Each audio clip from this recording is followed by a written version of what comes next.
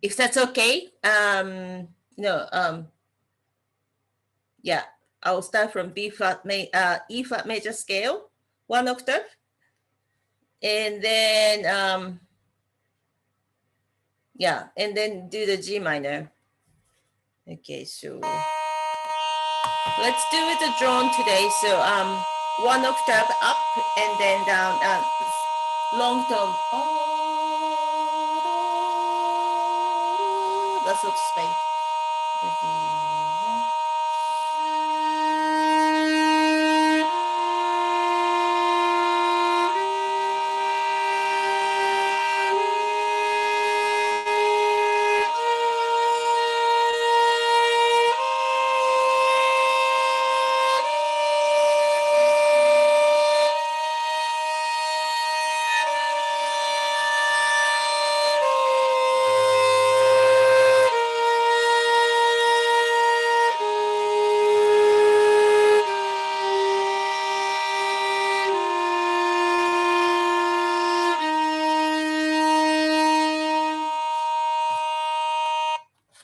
So apart from Deborah, for the violin, yes, because E flat has used a half position and it's quite stretched. The first position quite open hand position, isn't it?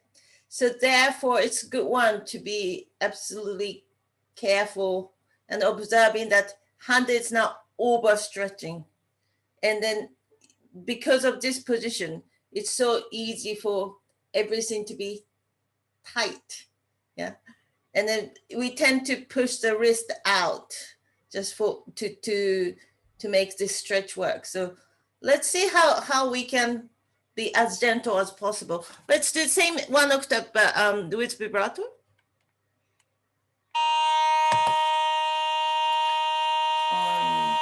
So 1, 2.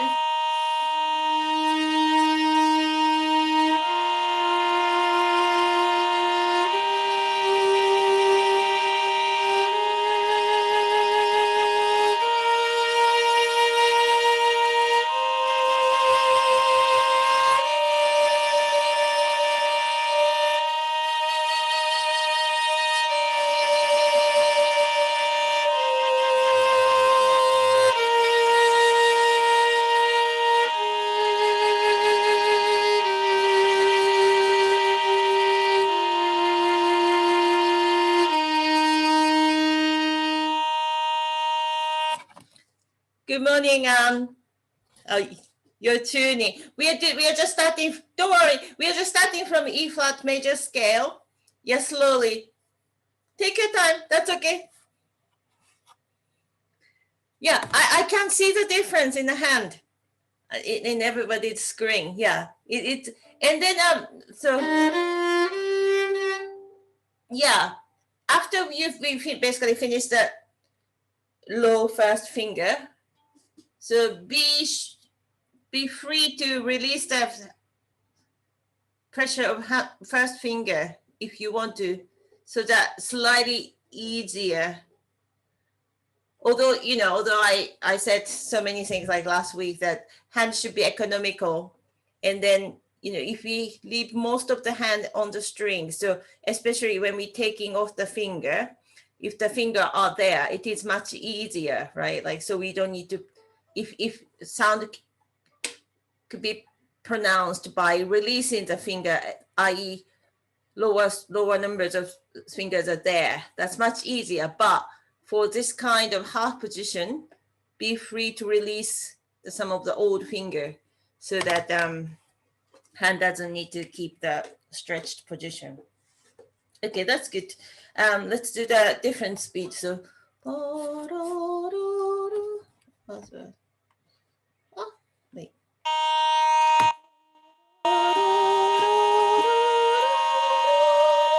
One, two, three.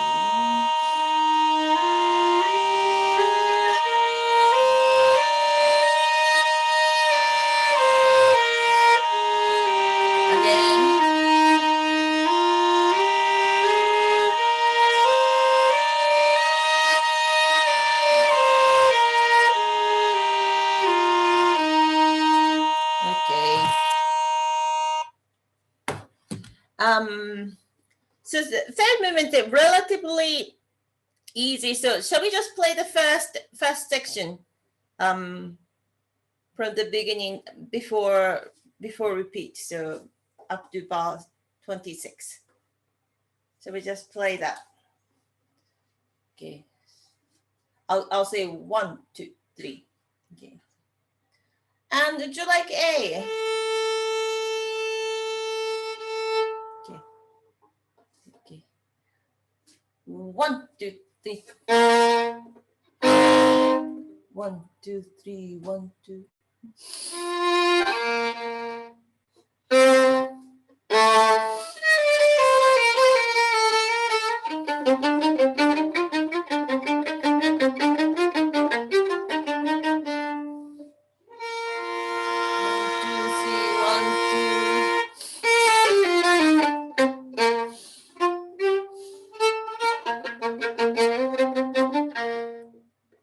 What a nice, charming one to play in the morning. Okay, so I was looking at the score. Just although we did this in the chat, I was just kind of thinking about the harmony again for this beginning, and it's just incredible. So if you follow Katie's line,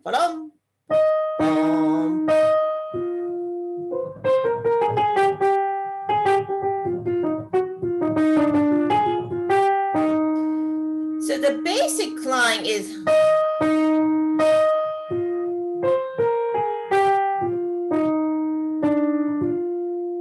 something like that.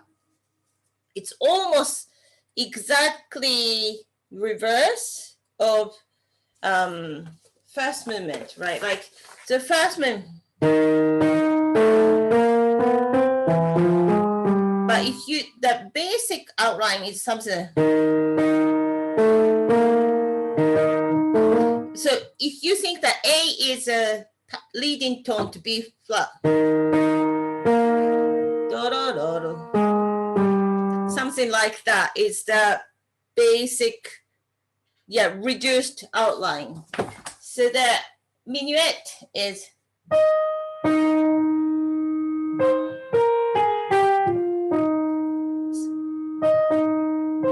so if you think the C is passing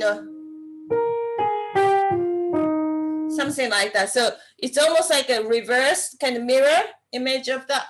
And then the way Haydn applied the harmony, that's the clever thing. So that the first one, then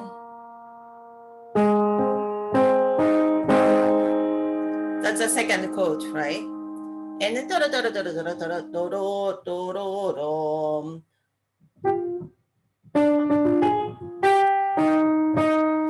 the point.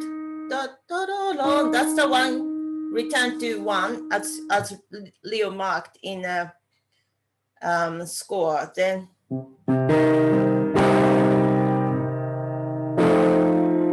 so that second chord, C minor to F major, F, 7th. That's really bright. So I think we should have that in under our ear.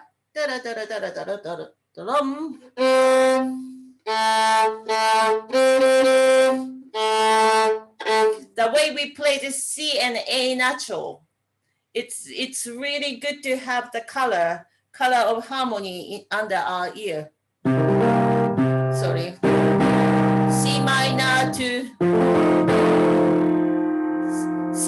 to F7. That's really, dark one to bright one. Yeah.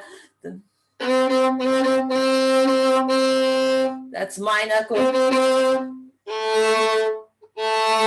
So the A, important. A natural is important because that makes it to the F major 7th, right? The role of third. So this is important to know the function here, second violin part. Okay, let's play one more time from the beginning. 1, 2, 3.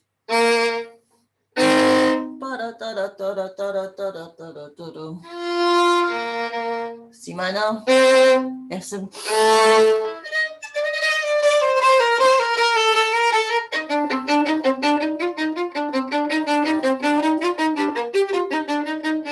Yeah, so we are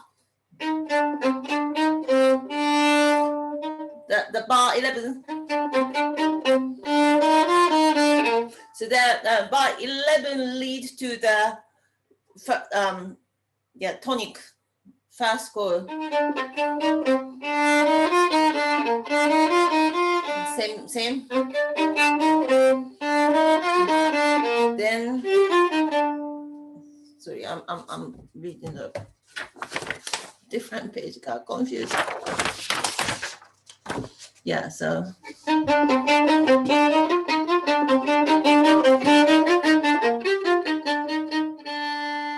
So shape-wise, I'm imagining something like pop, pop, pop, pop, pop, pop, pop, pop, pop, pop, pop. 11 leads to 12, 13 leads to 14, then sort of tapering.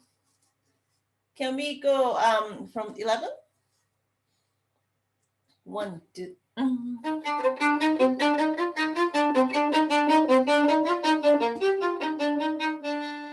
Okay, so let's add the.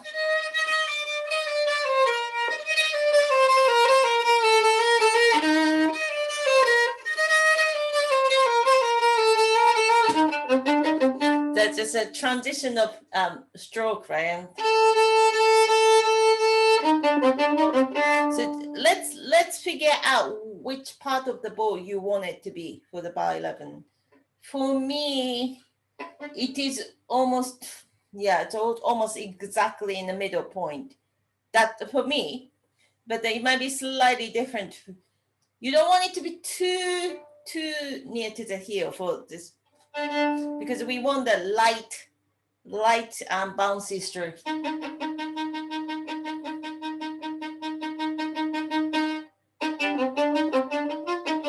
Yeah, so if you figure that out and then maybe touch higher.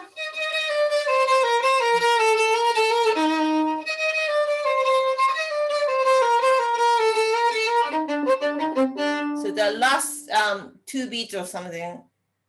So you bring it to the point.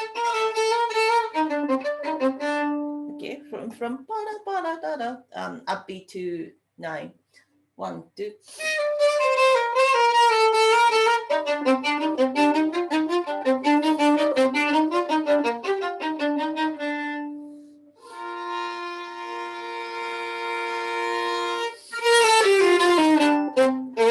Yeah. Quality control. it's forte, but it will sound bright anyway, so you don't need to work too hard to make it forte. So let's do it again. So use maybe it's good to use weight rather than speed for forte. So instead of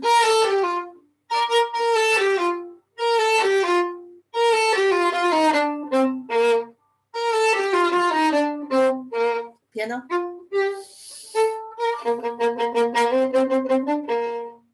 Again, figure out where it's good for. Yeah, for me, it is lower than my spot on the bar 11. For my bow, if I want it to be somewhere around there for bar 11, and the last 2 bars for the G string, I will go, that much, maybe 8 centimeter or something, just slightly lower. That's how my bow works. But that's kind of general things that if you know where exactly the balance point is for your bow, if you figure that out, for the middle range of the strings, around there is a good bouncy spot. And the lower string, G string, or lower register, you have to go slightly lower. For the E string, you have to go slightly upper. So that's a general things. So if you figure out, that's a good spot for my A string. For E string, I go slightly upper. So that's again A string.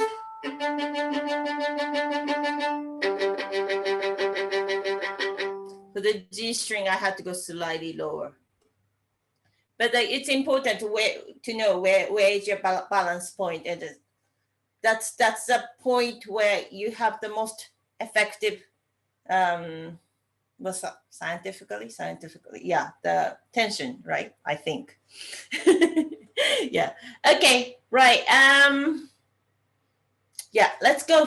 I think it's easier to play. So let's do from.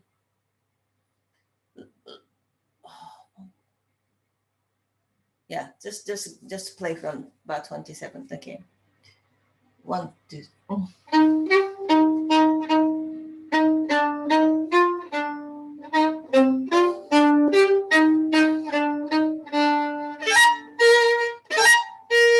Okay, good. I think Katie did this stroke things, right?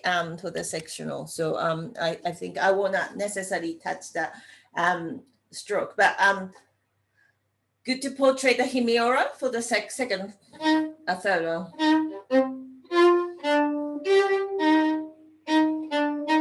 So then 3. Yeah. And then each time, bum, bum, bum, bum, bum, dun, dun, dun, dun, it goes to the second bar. Yeah. About 27 leads to 28, 29 into 30. Yeah.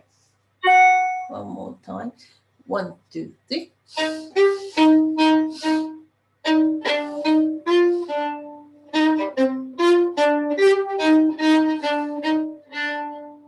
Let's do slightly legato.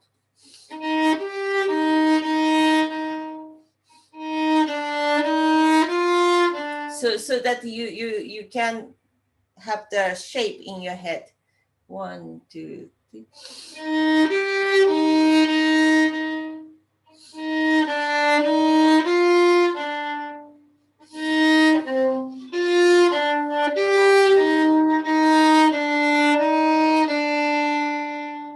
The important, yeah, it goes the first note, then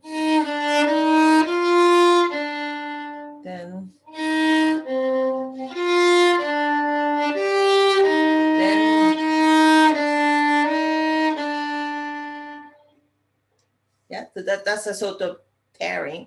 Okay, so have the shape in your head and then play as a short note. 1, 2.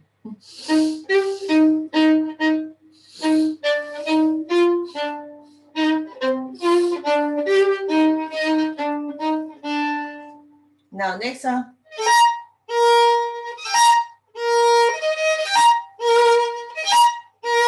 It's very cute things. Let's do without. So can we do like cuckoo, cuckoo? Again, we have this. So every time when we have B flat, E flat, this stretch low fast finger. It's so easy to crunch the finger just because of the shape. So the way I think it's try to have the room between first finger and the violin. So because it's so, what's a good angle? It's so easy to squeeze. So I try to be aware to have the space here instead of tightening here. So try to remind myself for that. That would make a difference because it's so easy to grab those things.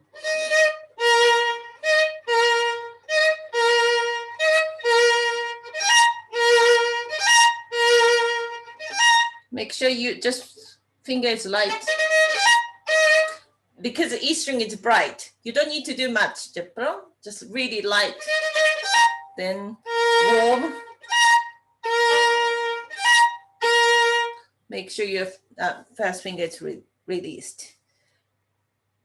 Okay, I'm going to skip to the bar 61 upbeat.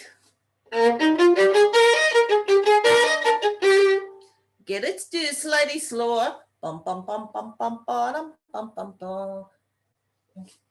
1, 2, 4, 1, 2.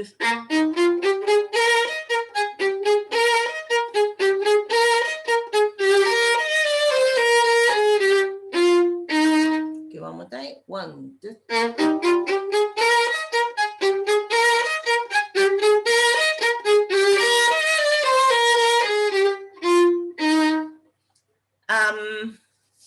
In order to produce fortissimo, well, because we have three instruments doing baram, this rhythm, so it's not necessary to be loud.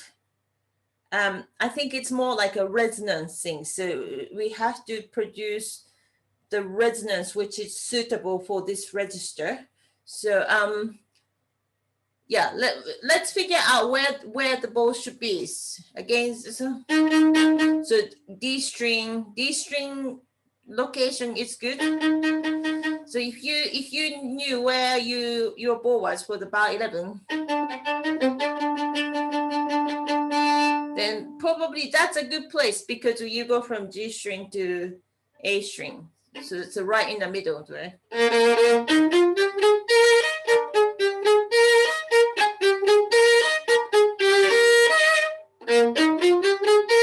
So you use the bow for the location where you use for bar 11, but lighter, I would say lighter bow hand, slightly heavier feeling of weight, arm weight.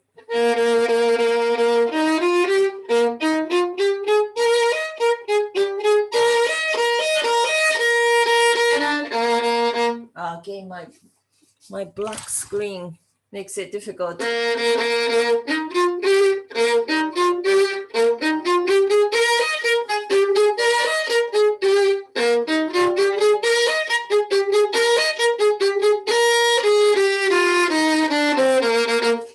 This is a stroke. You can use the weight. You don't need to push down the string, but you can use the arm weight.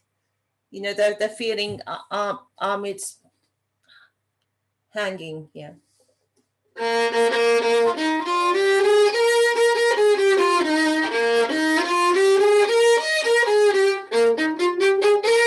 Oh, yeah, that might be good to play legato, so really we can figure out how arms should hang.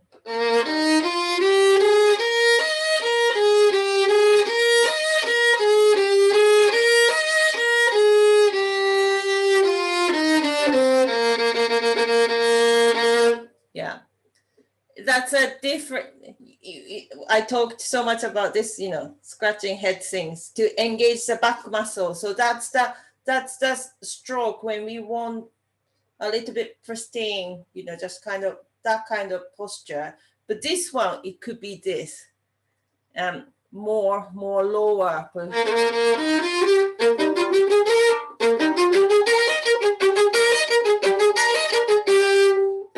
If we do the, you go down.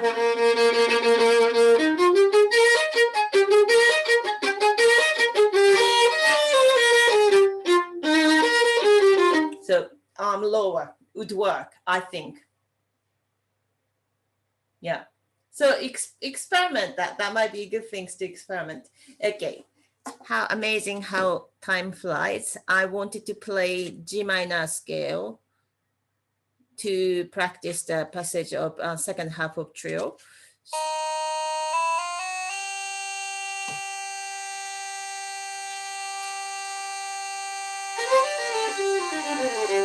Yeah.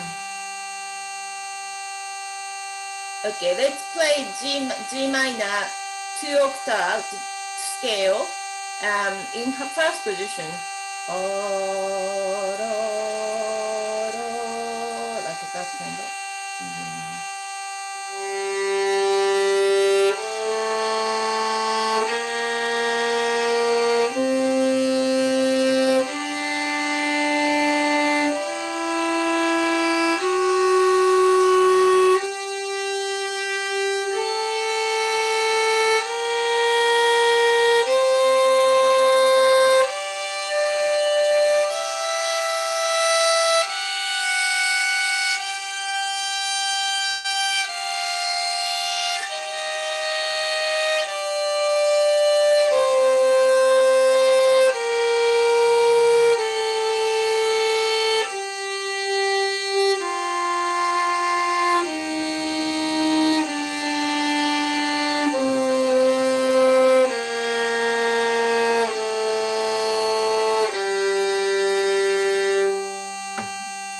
It's much easier hand position comparing to E flat major. But again, like let's be consciously relaxing the hand and the finger so that the finger dropping action is gentle. And then let's add vibrato in the same speed.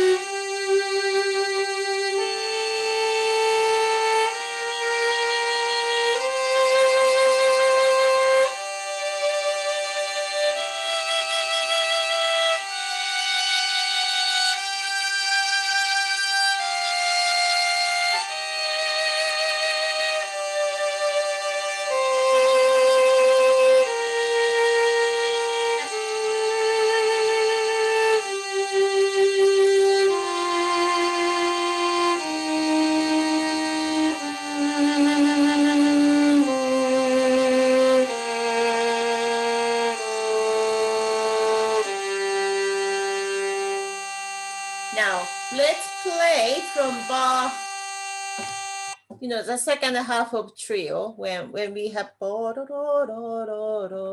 can we play with drone slowly? So, 1,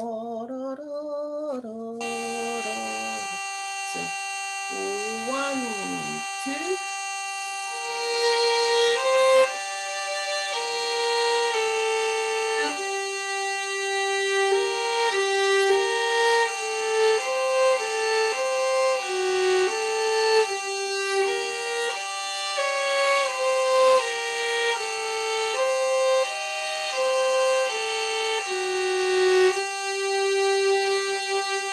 One more time. 1, 2.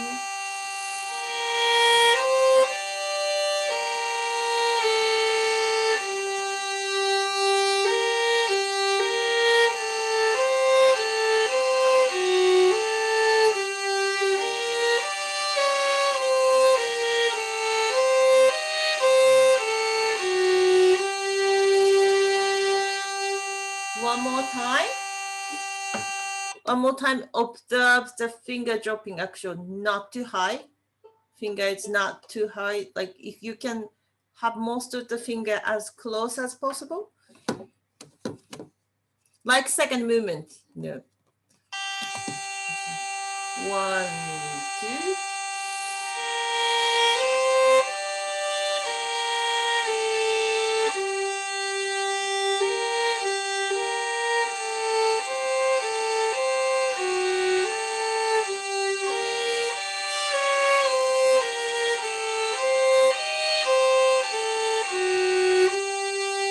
One more time.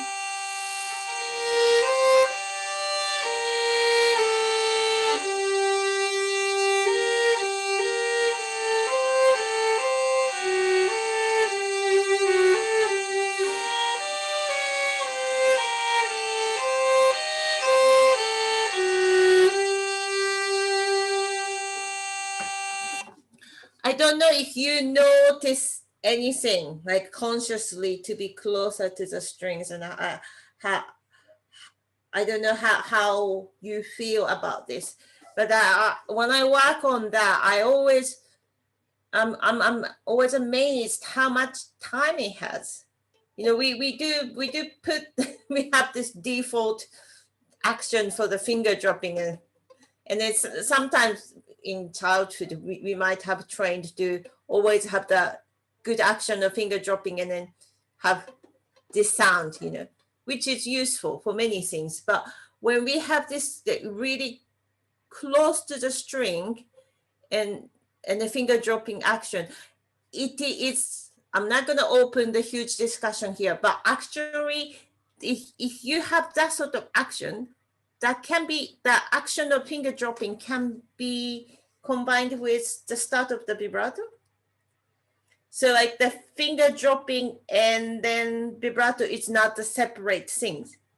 Well, it can be separate things, but some people call this as an impulse. I haven't quite mastered it, but I know it's almost that. That's not a good angle. That's also not a good angle. Like, so it's a it's a huge thing. But all I want to say here is that I think it is suitable for Mozart to start thinking about how we drop the finger, and then really it changed the color. It really changed the color, and it changed the feeling for our hand as well. And then, and also I realized how, yeah, I somehow like it creates an extra tiny more time to vibrate the time. Often we put the finger and it's like a boom, and then once we put the fingers down, and then our consciousness probably skip to the next note already. You know what I mean? Like if I put the finger this, and I'm probably thinking of the next things to drop, and then that next thing to drop. It's like it's like this drop, that next drop. But if we start really thinking about the closer action, that's something about it's just another level of being more in present in that moment for that note, and then it just kind of think it will open up more door of how to vibrate. See, like every note has beginning, middle, and end, whether it is quaver or minim. Every note has beginning, middle, and end. And then play something like that. It will just give you the space. Even things.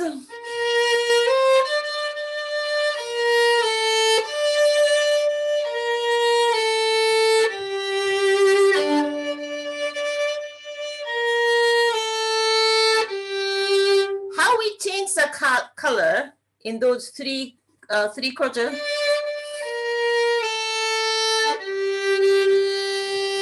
Because here, the G, we are clearly G minor, aren't we? So that's where the you want it to be the dark sound.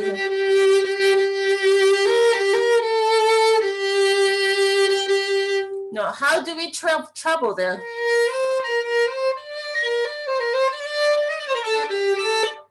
Those 5 notes could be whatever, right?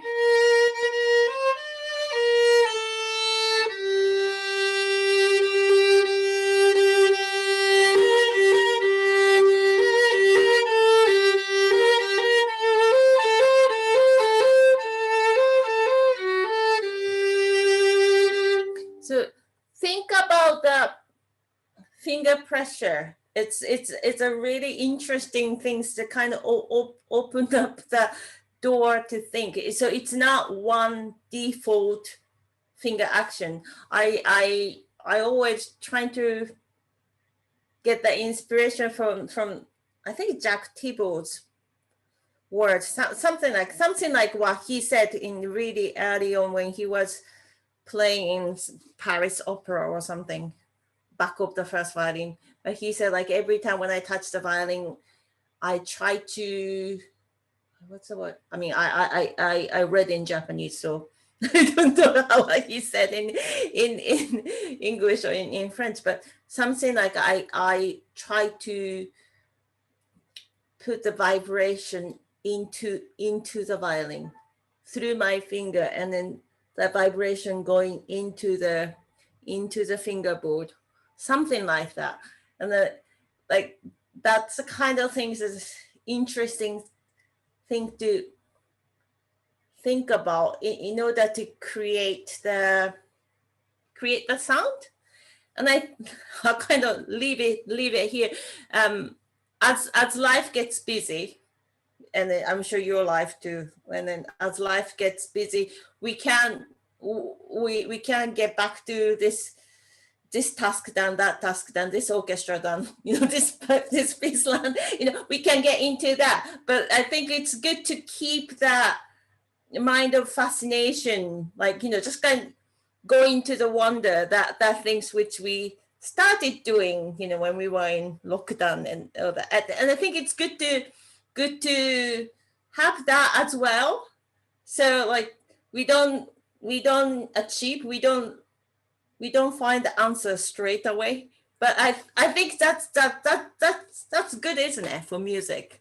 We don't get to the end that easily, but like we have to be kind of, we can be fascinated about it. Yeah. So that's my thought for this section in trio, how to play. I'll do something different in tomorrow. Yeah, my section now it's becoming 40 minutes things, but I think that's good length. Yeah. Okay. Thanks, lots to think about. Yeah. Enjoyed that. Thank you. Thank you. Okay. All right. Bye. See you tomorrow. Bye. Thank you. Bye, thank you. Thank you. See you tomorrow, I hope. See you tomorrow. Yes. Good to see you.